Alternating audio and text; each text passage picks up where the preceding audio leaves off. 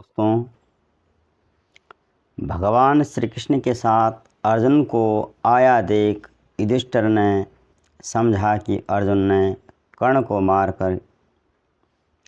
को मारकर ही मेरे पास आए हैं। यह सोचकर वे आगे बोलने लगे। श्री कृष्ण और अर्जुन, इस समय तुम दोनों का दर्शन मुझे अत्यंत प्रिय लगा है, क्योंकि तुम दोनों ने स्वयं किसी प्रकार की क्षति न उठाकर सकुशल होते हुए महारथी कर्ण को मार डाला है। कर्ण दुर्योधन के हित में संलग्न रहकर हम लोगों को दुख देने के लिए सदैव उद्यत रहता था। परशुराम जी से अस्त्र शस्त्रों का ज्ञान प्राप्त करके वह महान शक्तिशाली और अत्यंत दुर्जय हो गया था। आज कर्ण ने मेरे साथ घोर युद्ध किया। मैंने भी कोई दीनता नहीं दिखाई। उसने सात्यकी, धृष्टद्युम्न, नकुल, सहदेव, शिखंडी, द्रौपदी के पुत्र और पांचालों के देखते देखते मेरी ध्वजा काट दी, मेरे पार्श्वरक्षकों को मार डाला और मेरे घोड़ों को भी मार डाला। कर्ण ने इन बहुसंख्यक वीरों के होते हुए मुझे परास्त कर दिया। उसने मेरा पीछा करते हुए जहाँ तहाँ मुझे अपमानित किया, कटु वचन सुनाए। और अर्जुन, यूँ समझो कि भीम के प्रभाव से ही मैं आज जीवित हूँ और मैं आगे क्या कहूँ। इस अपमान को मैं किसी प्रकार सह नहीं सकता। अर्जुन, मैं कर्ण से भयभीत होकर 13 वर्षों तक निरंतर न तो रात को अच्छी नींद ले सका, न दिन में ही कहीं सुख पा सका। मैं निरंतर उसके द्वेष से जलता रहा। मैं कर्ण को युद्ध में कैसे मारूं, यही सोचते हुए मेरा बहुत समय व्यतीत हुआ। मैं सोते जागते सदा कर्ण को ही देखा करता था। मेरे लिए यह सारा जगत जहाँ तहाँ कर्णमयी हो रहा था। मैं जहाँ जहाँ जाता कर्ण से भयभीत होने के कारण सदा उसी को अपने सामने खड़ा देखता था। आज से पहले कभी भीष्म, द्रोण, कृपाचार्य आदि ने भी मेरा युद्ध स्थल में अपमान नहीं किया, जो आज सूतपुत्र कर्ण से युद्ध में प्राप्त हुआ। अर्जुन, कर्ण डींग हाँकता था कि मैं अर्जुन के जीते जी कभी दूसरों से अपने पैर नहीं धुलवाऊंगा। उसकी प्रतिज्ञा थी कि आज श्री कृष्ण सहित अर्जुन को मारे बिना मैं वापस शिविर में नहीं लौटूंगा। उस कर्ण को तुमने आज मार डाला। जब मैं घायल हो गया था कर्ण के बाणों से, उस समय मैंने तुम्हारा चिंतन किया था। तुमने कर्ण को मारकर मेरा चिंतन सफल कर दिया।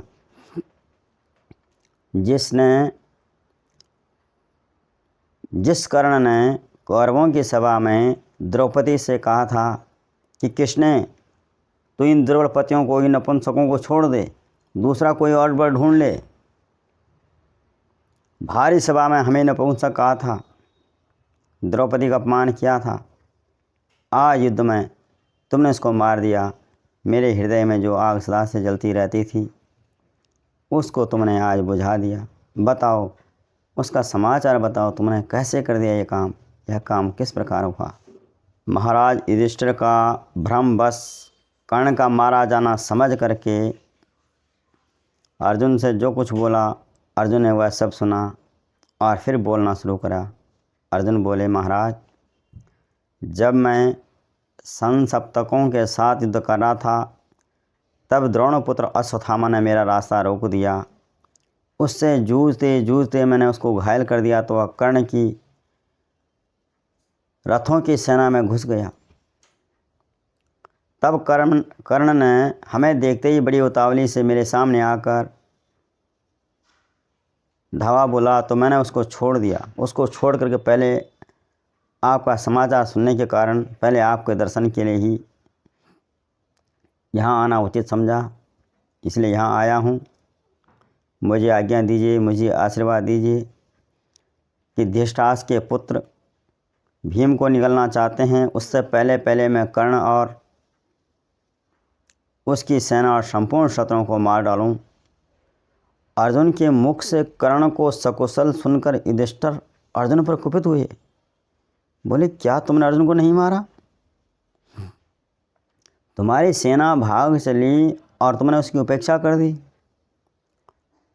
तुम कर्ण को जीत नहीं सके और भयभीत होकर भीम को छोड़कर मेरे पास चले आए। तुमने कर्ण के वध की प्रतिज्ञा करके भी उसका पालन नहीं किया। अगर तुम्हें उसको नहीं करना था, उसको नहीं मारना था, तो क्यों हमें दुश्मनों के बीच में पत्थरों में पिसवा दिया? मैंने तुम पर आशा रखकर ही दुर्योधन के सामने कभी नतमस्तक नहीं हुआ, क्योंकि तुमने द्वैत वन में कहा था कि मैं एकमात्र रथ के द्वारा युद्ध करके कर्ण को मार डालूंगा, और आज वह प्रतिज्ञा तोड़कर तुम भीम को अकेला छोड़कर कर्ण से भयभीत होकर मेरे पास चले आए। अगर तुम पहले ही यह कह दिया करते कि कर्ण के साथ मैं युद्ध नहीं कर पाऊंगा, तो हम युद्ध की जगह कुछ और सोचते। तुम्हारे जन्म के 7वें दिन आकाशवाणी ने माता कुंती से कहा था कि देवी, तुम्हारा यह पुत्र अपने समस्त शत्रुओं को जीतेगा। इससे बढ़कर कोई धनुर्धर नहीं होगा। इसकी इच्छा करते ही समस्त प्राणी इसके अधीन हो जाएंगे। कुंती, तुम्हारा यह पुत्र भगवान विष्णु के समान स्वजनों को विजय और शत्रुओं का वध करने के लिए ही प्रसिद्ध होगा एवं अपनी कुलम परंपरा का प्रवर्तक होगा। लेकिन तुम कर्ण से भयभीत होकर चले आए। अरे बंधु उसको कहते हैं जो अपने स्वजनों को संकट से उतार दे, संकटों से उबार दे।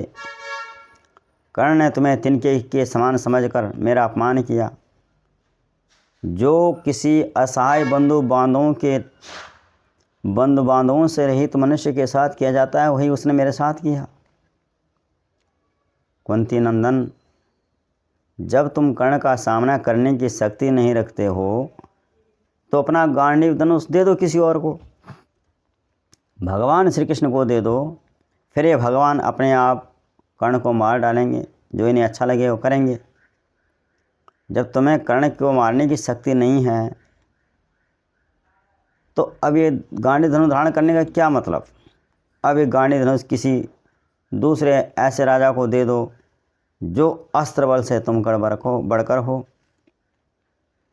ऐसा हो जाने पर संसार के लोग फिर हमें इस प्रकार स्त्री पुत्रों के संयोग से रहित, राज्य भ्रष्ट होने से, सुख से वंचित तथा पापियों द्वारा सेवित अगाध नरक तुल्य कष्ट में गिरा हुआ नहीं देखेंगे। दुरात्मा, तुम 5 महीने में माता के गर्भ से गिर गए होते तो वह तुम्हारे लिए अच्छा होता, क्योंकि उस दशा में तुम्हें युद्ध से भाग आने का कलंक तो नहीं प्राप्त होता। धिक्कार है तुम्हारे इस गांडीव धनुष को, धिक्कार है तुम्हारी भुजाओं के पराक्रम को, धिक्कार है तुम्हारे इन असंख्य बाणों को, धिक्कार है तुम्हारे इस ध्वजा को जो हनुमान जी के द्वारा उपलक्षित है, धिक्कार अग्निदेव के दिए हुए तुम्हारे इस रथ को। युधिष्ठिर के ऐसा कहने पर श्वेतवाहन कुंती कुमार अर्जुन को बड़ा क्रोध हुआ और उन्होंने भरत श्रेष्ठ युधिष्ठिर को मारने के लिए तलवार उठा ली। दोस्तों, देखते हैं आगे अर्जुन युधिष्ठिर का वध करते हैं या नहीं करते हैं, या किस प्रकार करते हैं। आप बने रहिए। बने रहने के लिए धन्यवाद।